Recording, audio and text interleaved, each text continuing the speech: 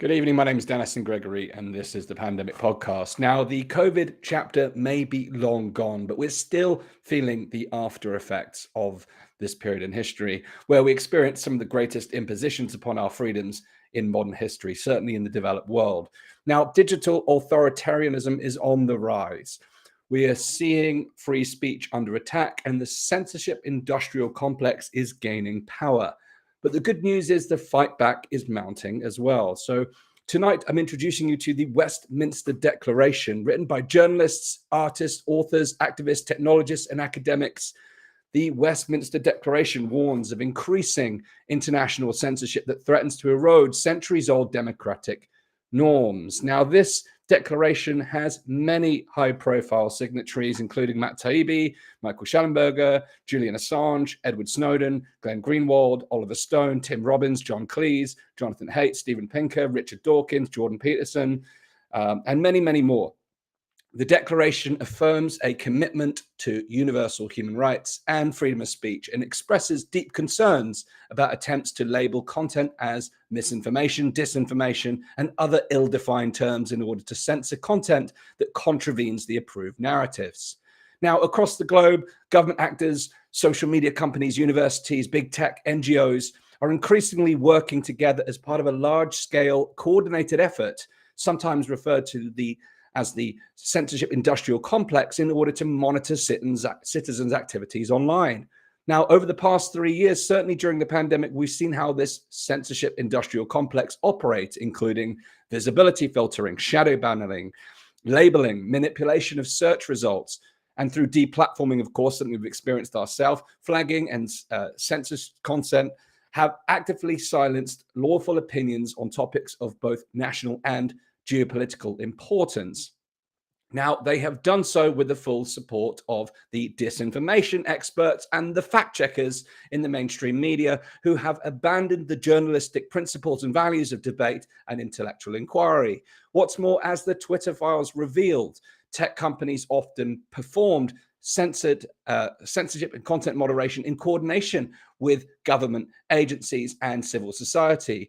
Now, what's even more shocking is this censorship industrial complex is now beginning to operate directly through government policies. Soon, the European Union's Digital Services Act will formalize this kind of relationship with big tech by giving platform data to vetted researchers from NGOs and academia, regulating our free speech, regulating our rights to the discretion of these unelected and unaccountable entities. If this sounds familiar, well, of course, we've just seen the UK online safety bill passed in the UK, similar to the hate speech bill in Ireland and Scotland's own hate crime act, all which threaten to severely restrict free speech online with huge penalties for those who contravene policy. Now, it's not just on our own borders. In Australia, the misinformation bill also bolsters the power of Australia's media watchdogs to investigate and to issue massive fines for wrong speech. Now, the Australian government has said that the government has no intention of stifling freedom of speech in this area, but aims to keep Australians safe, said every good tyrant in history. Now, authorities in India and Turkey have also seized power to remove political content from social media altogether, and the legislature in Germany and the Supreme Court in Brazil are now criminalizing political speech. Now, just this week, we've seen meme artist Douglas Mackey sentenced to 7 months, let's get it right, 7 months in prison for his Hillary Clinton voting memes. This conviction marks a dramatic escalation in how free speech is being handled in the United States, but also represents how things are changing around the world. I'm afraid it gets worse. Some politicians and NGOs are even aiming to target end-to-end encrypted messaging apps like Telegram, Signal, and WhatsApp. Now, if end-to-end encryption is broken, then we will have no remaining avenues for authentic private discussion or conversation in the digital sphere. Now, as we are surely fully aware, perhaps not, open discourse is the central pillar of a free and democratic society, and it's essential for holding governments accountable, empowering vulnerable groups, and reducing the risk of tyranny. But we are certainly on a slippery path, a slippery slope in the digital and physical realm. Now, I personally do not want my children to grow up in a world where they live in fear of speaking their minds.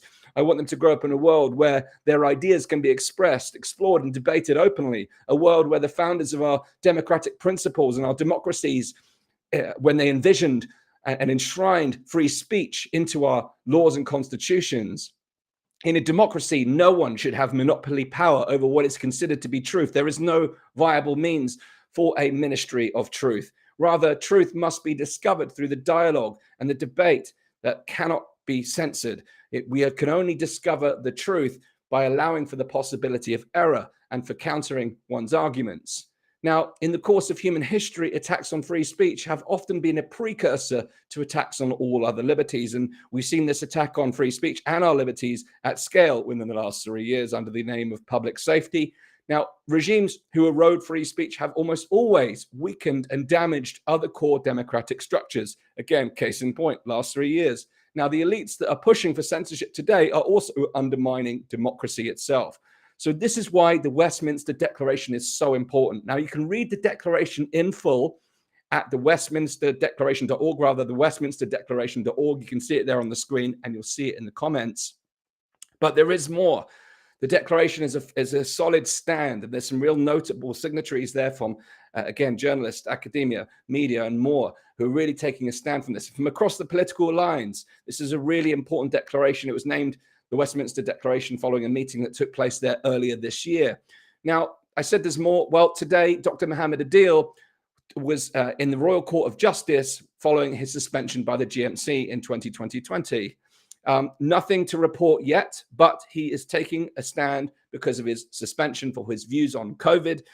And we will have both Dr. Adil and Barrister Francis Hall on the show as soon as we can and report any news as it comes through. But again, we are seeing legal cases coming forward. We're seeing this Westminster Declaration coming forward. And finally, we also have a win from America.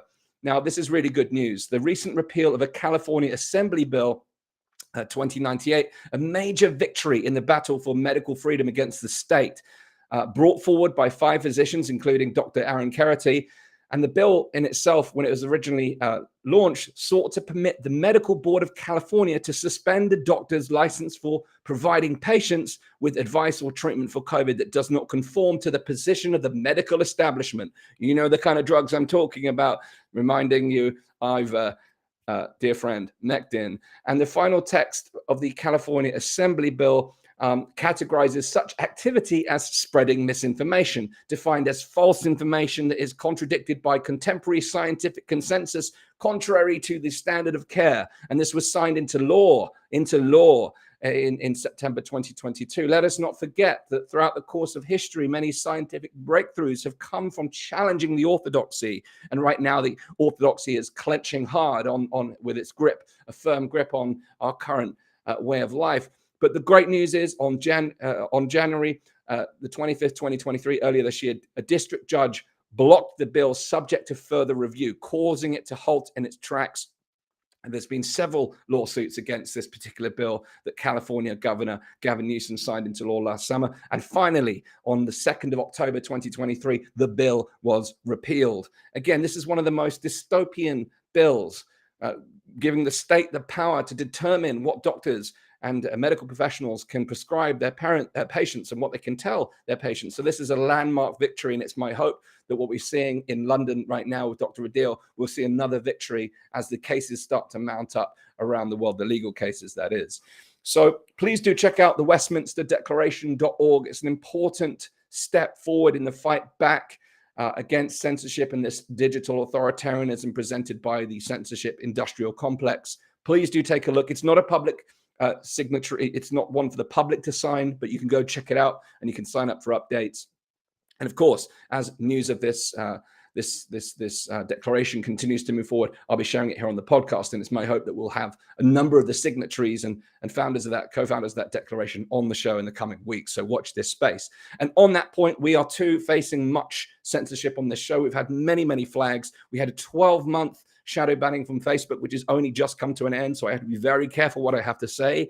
So in effect, these platforms are forcing self-censorship in order to comply with their regulations. But at this point, it's the only way I have to reach you kind of the mainstream audiences, because most people aren't on the Rumbles, etc., etc. But we are broadcasting on Rumble. We are on Odyssey. We're on Telegram. So please do check out our other channels. But the best way to stay in contact is by going to danastingregory.com/pandemic. That's danastingregory.com/pandemic. You can join the Pandemic Podcast newsletter.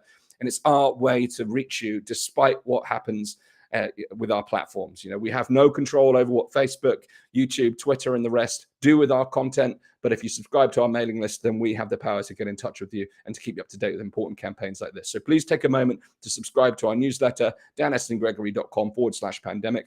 And you're thinking, why is it still called the Pandemic Podcast, Dan? Well, none of us really know, but we did a poll recently and 97% of people said we need to continue the work under the Pandemic Podcast. But we are going to be rebranding. We're going to be coming up with a new premise. We're going to be getting loads of new equipment and making this whole thing come alive so we can continue and professionalize the fight back. So thanks very much for tuning. Again, facing an enormous amount of censorship around these issues. So please hit the share button, join the mailing list, and I'll see you again very soon. Thanks very much for tuning into this special broadcast of the Pandemic Podcast, bringing you the news of the Westminster Declaration and an important legal victory in the United States and an ongoing court case that began today in the Royal Courts of Justice in London. Thanks again. My name is Astin-Gregory.